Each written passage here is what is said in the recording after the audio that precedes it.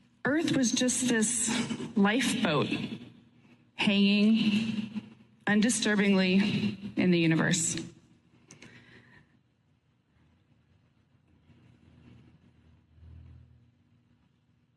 Uh-oh. So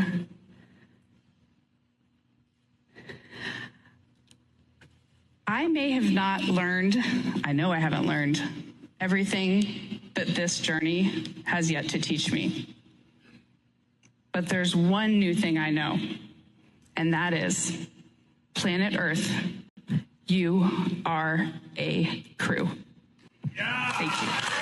She's not okay. I don't think she went anywhere. So I'll say this much. She seemed a little more excited than the dudes in 1969 did when they came back. Yeah.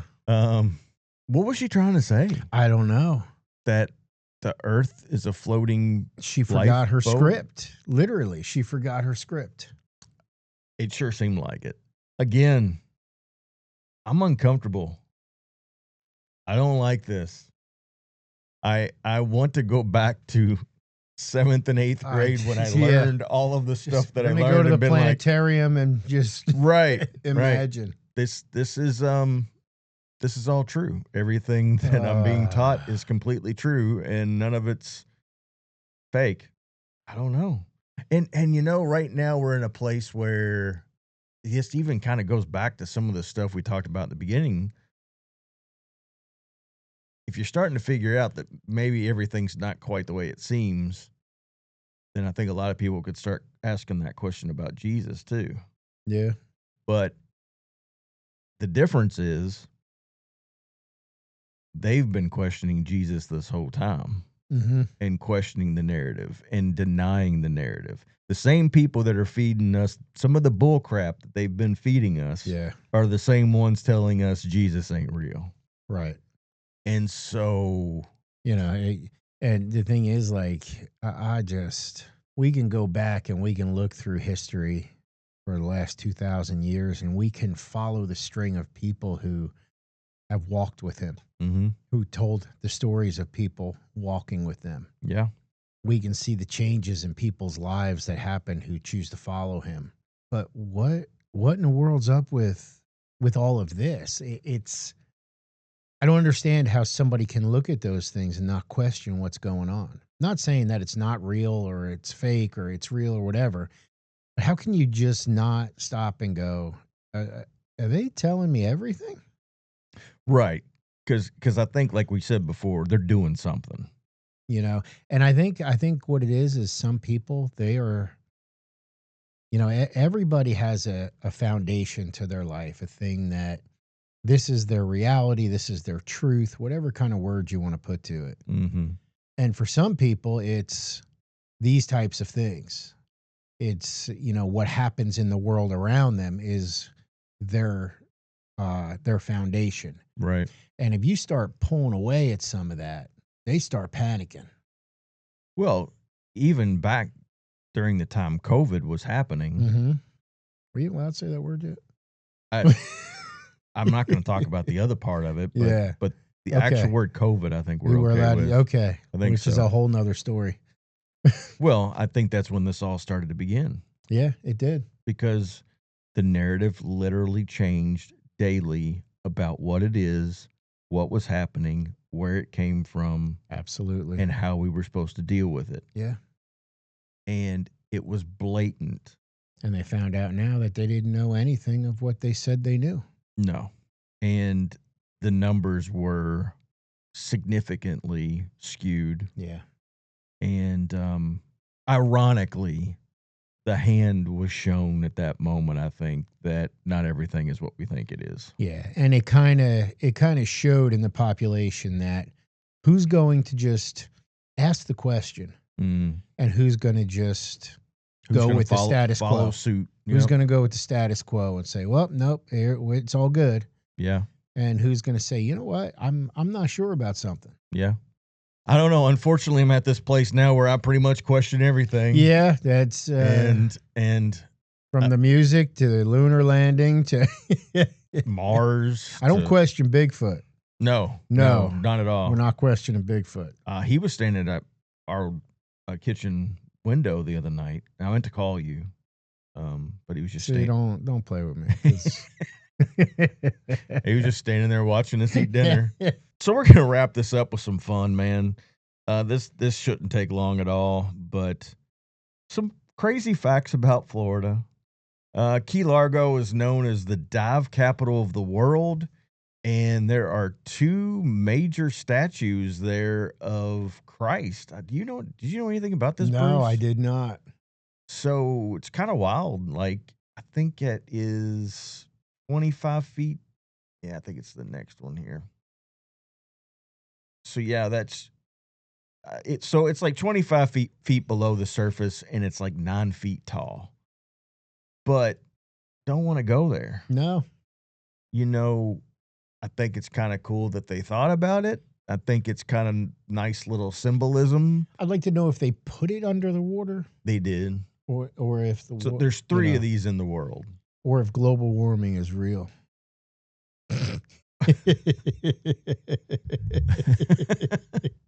How dare you? I couldn't help myself. So I'm freaked out by some things, to be honest. I'm just gonna be blatantly honest. And anything in the water, yeah, that has any resemblance to real would freak me out. Not to mention Jaws sitting right behind it, wanting to bite your head off. So anyway, I thought that was kind of interesting.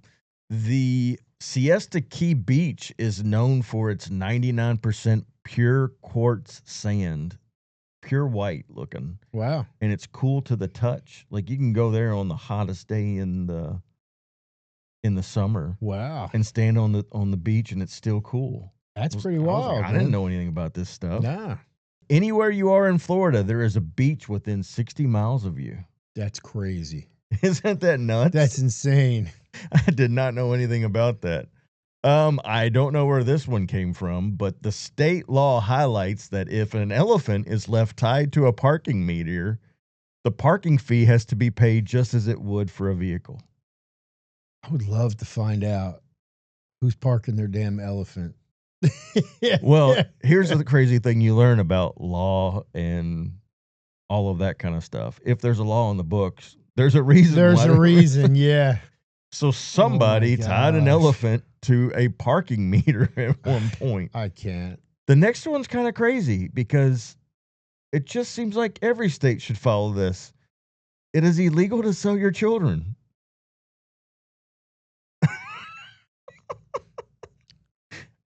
Is that not a... Okay, hold on. See, now we're going to do it. We're going to look into this. Hold on. What states in the United States is it legal to sell your children? Better not be any of them.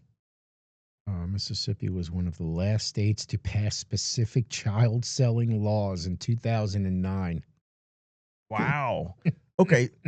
So I know stories of some of this, to be honest. Do you really? Yeah. Like back in my parents' time period, like landlords and people, like parents would sell their children in order to continue living. Wow. And to continue surviving in certain areas. That's wild. And even back in like the Great Depression, women would sell their babies to live. So like the history is pretty deep and dark on this. So That's wild, that's dude. probably why there is a law on the books. The hell took Mississippi so long? I know.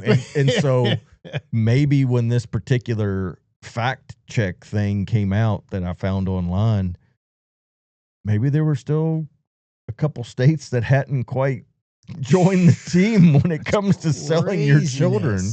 Again, does this not tell us that maybe history is a little crazier than we think it is? Here's a good one. Key West has more bars per capita than any other place in the country. Somehow, I'm not shocked. I've never been there. Oh, it's awesome. That's wild. It's a really cool place. And here's the thing. If you ever go to Key West, don't sign up with all the tourist trap garbage stuff. Okay. Go into like a bait shop or go into like a dive bar with like the locals. Don't go to where all the other crazy people are. Got you. Yeah. Go into those places and say, hey, what's good to do around here? Because we did both. We ended up going on like a snorkeling tour with like the tourist people. And then we talked to these other people and like, now go take Jim's boat out and go scuba diving. Yeah.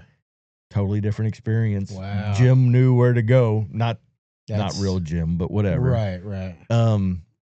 So yeah, figure out what the locals are doing. Talk to them. Don't fall for the tourist hype, Yeah. you know. Wow. This one seems weird to me. 30,000 lakes? That seems like an awful lot of lakes. A lot for Florida. Yeah. 30,000 lakes and 1,000 golf courses. 1,000 golf courses, Man. maybe. I don't know. They like them some golf. How many counties? You know what? We're gonna. Yeah. See, that makes more sense. Yeah. Including the smaller ponds. While some sources estimate the total number of lakes at more than okay. So maybe a few of these facts are a little off.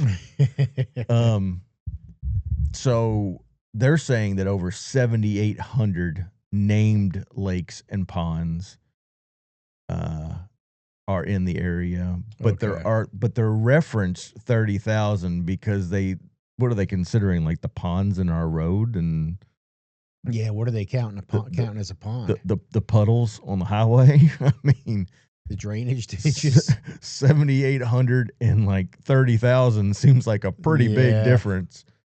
Still, 7,800? That's still a lot, man. A bunch. Wanted to look at how many golf courses. I bet you that's right. 1,346 golf courses. Wow. So 20 golf courses per county. I don't even know that I've seen all of them in Brevard County. I've driven by quite a few though. Yeah. That's kind of crazy. That is. 20 golf courses per county. Now, I don't know. Did you know? You may not have known this one. I think I remember this, but Gatorade was named after University of Florida, where the drink was developed. This is crazy. We'll end on this one. Once a year, thousands of Floridians stand at the state line and toss dead fish into Alabama. Bro, how do I get to be a part of that? That's incredible. Guess you just got to drive up there because it's the annual mullet toss hosted by Floribama Beach Bar in Pensacola. What does Alabama do? Do they throw fish too? I'm wondering if they throw them back. Oh my gosh. I don't know. You would think they'd have some kind of retaliatory Alabama would response. have to do something, dude. Well, all right. That's the last thing we're going to look up. Oh, it's great. Yeah. How does Alabama? Okay, they do. Oh my gosh, they have a fish fight. Oh, so they don't do anything. They're just saying that they don't have a problem with it, even though it breaks the law. We got to find a video of this. Yeah, and we'll end on that. All right, so the annual mullet toss. This should be great. I got to see this. We haven't even seen this video yet, so let's check this out. Hey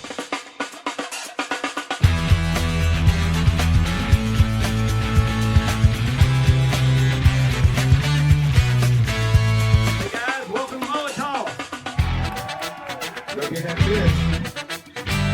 A round of applause for our special guest. The University of Alabama Crimson Tide. Most valuable player of the SEC Championship and all conference safety. That's a great toss. Longest toss of the day right there. Love you guys. Thank y'all so much.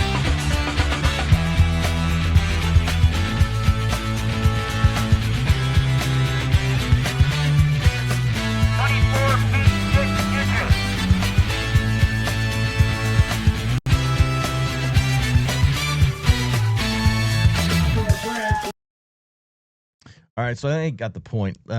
Everybody's going to throw a bunch of fish around and get drunk. Yeah, I guess that was about it. How did I not know about this? I think we were better not knowing Yeah. about this. Yeah. Yeah, I don't have a whole lot to say about that. I mean, it's incredible. Yeah. But I thought they were going to be like at the borderline. I did too. And throwing them over in I really thought that. And I wonder, I'm guessing that's still the border if that's what they say it is. I mean, if it's the Floribama bar, if anybody's ever been to an annual mullet toss, we would love to know more about it. Absolutely. And do you go straight up to the line and throw it? Do you have to be 4 feet back from the line and throw it? Looks like they were measuring to see who could throw it. Looks like they were pretty serious about their tosses. I mean, the Crimson Tide football team was showing up to throw. Oh my goodness. To throw fish. So you would think maybe the Seminoles or somebody be showing it up if it's in Pensacola. I mean, kind of close to the line.